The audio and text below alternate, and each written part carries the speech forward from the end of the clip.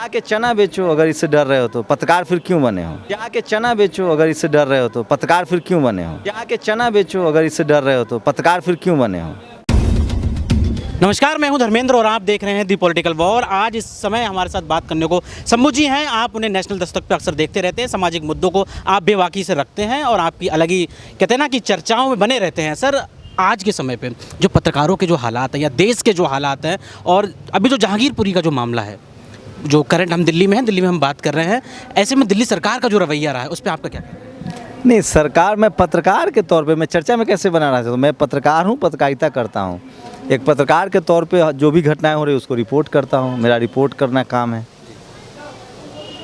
अब आपका रिपोर्ट सरकार से पूछिए, मुझसे क्या जानना चाहिए। बतौर पत्रकार होने के नाते आप किस एंगल से देखते हैं, किस दृष्टिकोण से देखते हैं? किस चीज़ को? इन सारी घटनाओं को, जो देश में जो घटनाएं हो रही हैं। कौन सी घटना? जिस तरीके से बुलडोजर चलाना, जहांगीरपुरी में जो घटना हुई, हमने जो देखा उस पर जो सरकार का रवैया जो रहा, दिल्ली सरकार का, ना कोई मंत्री गया ना कोई विधायक वहाँ जाता है, सिर्फ ट्वीट से जो जिस तरीके से खेला जाता है, राघव चड्ढा ट्वीट करते हैं। दिल्ली सरकार से पूछिए पत्रकारों को। तो पत्रकार तो मैं तो खबर करूंगा ना, जमीन पे रहे हैं, मैं देख रहा हूँ, मैं आपको लगातार देख रहा हूँ सारी चीज़ों को। तो ये जो सवाल, ये पत्रकार, ये नेता तभी आपको जाके उन नेताओं से सवाल पूछना चाहिए।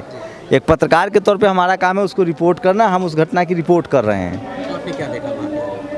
मैं तो सिर्फ ये देख रहा हूँ कि अगर कहीं कोई इनरोचमेंट है, कोई किसी ने अगर अवैध कुछ निर्माण किया तो वो गिरे, लेकिन वो सबके साथ हो, सबके लिए हो, एक तरह के कानून हो। वही तो हम लोग कह रहे हैं कि सबके साथ एक तरह के कानून व्यवस्था, न्याय हो, जाति और धर्म देख के ना हो कि वहाँ बात करें। नहीं, मैं जहांगीरपुरी एक दिन भी नहीं गया हूँ ग्राउंड रिपोर्ट पर। मेरा रुचि बिल्कुल धार्मिक खबरों में नहीं है। एक पत्रकार के तौर पे मेरी कोशिश है college, university, media, judiciary, bureaucracy, इन सब मुद्दों पर बात करूँ। धर्म की राजनीति से मेरा कोई लेना देना नहीं है, मैं मुद्दों पर बात करता हूँ।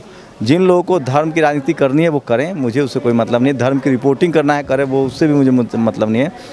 मैं संवैधानिक रूप से जो संविधान में है, जो आदमी का अधिकार है, मैं उस पर बात करना चाहता हूँ।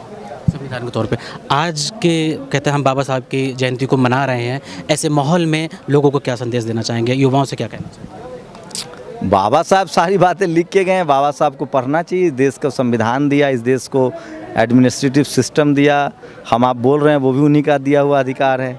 बाबा साहब ने इस देश को आर्थिक रूप से सशक्त किया, सामाजिक रूप से सशक्त किया, एडमिनिस्ट्रेटिव सिस्टम उन्होंने दिया, पूरी दुनिया में भारत को उन्होंने इस्टेब्लिश किया। तो ऐसे महापुरुष को जिन्होंने अपनी पूरी ज़िंदगी एक देश के बनाने में बिताया, उनको याद करना चाहिए। युवा हो, बुजुर्ग हो, सबको करना चाहिए। मैं क्या कहूँगा, लोगों को पढ़ना है, समझना है, सब लोग खुद करेंगे।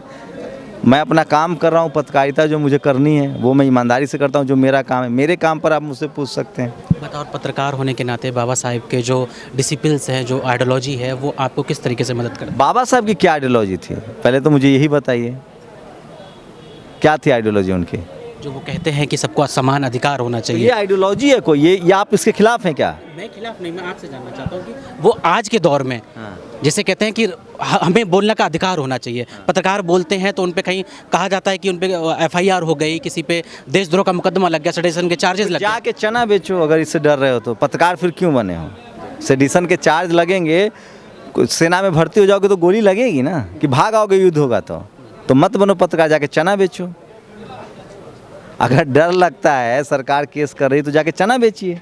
कौन कह रहा है पत्रकारिता करने के लिए? हर धंधे की एक कीमत होती है ना। मैं फौज में भर्ती होऊंगा तो मुझे लड़ना पड़ेगा। आपको डर लगता है तो जाके आप चना बेचिए। पत्रकारिता के तौर पे ये कह सकते हैं कि पत्रकार को ईमानदार होना चाहिए, एक पत्रकार को विक्टिम के साथ खड़ा होना चाहिए। आप अगर डरते हैं तो आप सड़क पर चलने में भी डरेंगे कि मैं मर जाऊंगा, तो उसका कोई सॉल्यूशन थोड़ी है।